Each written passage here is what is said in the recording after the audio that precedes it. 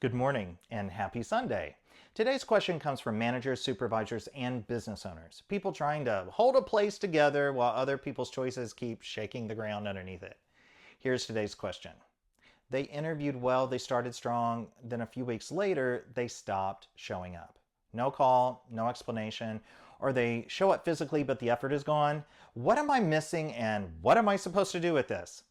I'm glad you sent that in, because a lot of people responsible for a team are sitting with the same question.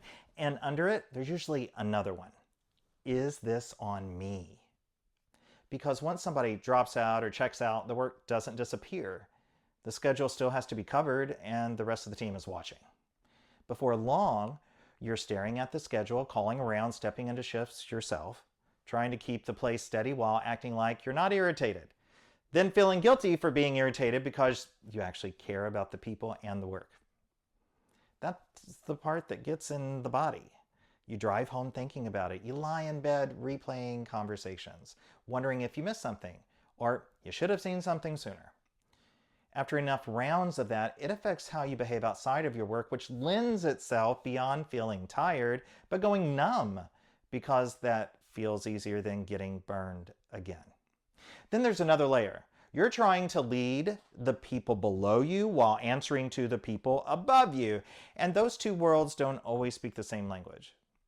The staff need patience and guidance. The people above you want numbers and coverage. So you end up carrying responsibility for outcomes you don't fully control.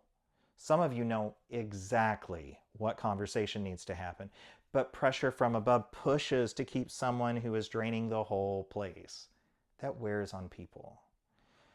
And when the hiring pool is thin, the pressure grows. You're trying to spot potential, hoping someone grows into a role before the place burns another round of training. So when someone disappears or stays but stops taking ownership, it lands like more than staffing. It starts feeling personal. There's also a grief in this that rarely gets named. A lot of you were taught that showing up meant something, that you built trust over time and took pride in doing the work well. And now the ground under that expectation has shifted. And this is where ridiculously real mental health comes in. We tell the truth without turning you into the whole story, or pretending other people's choices should live in your body like proof you failed. So here's the part I want to pull into plain view. When somebody keeps drifting or doing only enough to get by, it's easy to start bending yourself around their inconsistency. You explain things again, you let things slide you would have addressed earlier. Sometimes you already know the fit is off. You know the conversation that needs to happen. But what keeps people stuck is knowing what that decision will cost them in the moment you make it.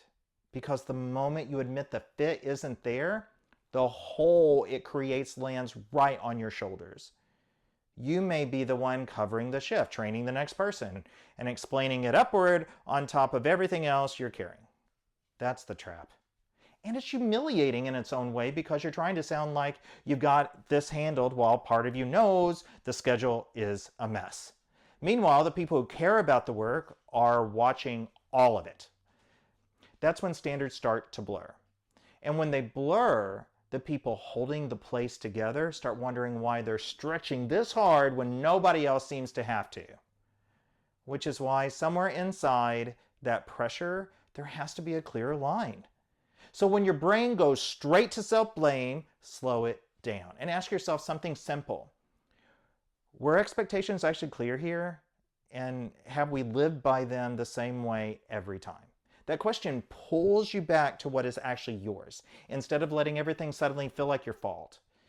And when you feel yourself bending just to keep the place running, ask what you're about to tolerate and who will pay for it if you do. Because when behavior that drains the team keeps getting tolerated, the people paying first are usually the ones still carrying the work. That's why boundaries matter. Boundaries tell the truth about what this place stands for. When that gets blurry, the whole place starts drifting. When you lead from clearer values, people understand what matters here. When that's clear, the right people usually rise upward and others drift away. Leadership doesn't mean everyone who walks through the door will stay. It means the place still has a spine, even when someone chooses not to stand inside it. So if you've been turning someone else, opting out, into a verdict on yourself, give yourself a little room there. Your role is building a place where people know what matters. Their role is deciding whether they're willing to show up inside it. So your job is to keep the place honest, even when other people don't. Thank you for this question. If you want to share a story or a question, email me at drshannon@kfvs12.com. And always remember, you are worth it. Lean into being the best version of yourself, one small step at a time. Happy Sunday.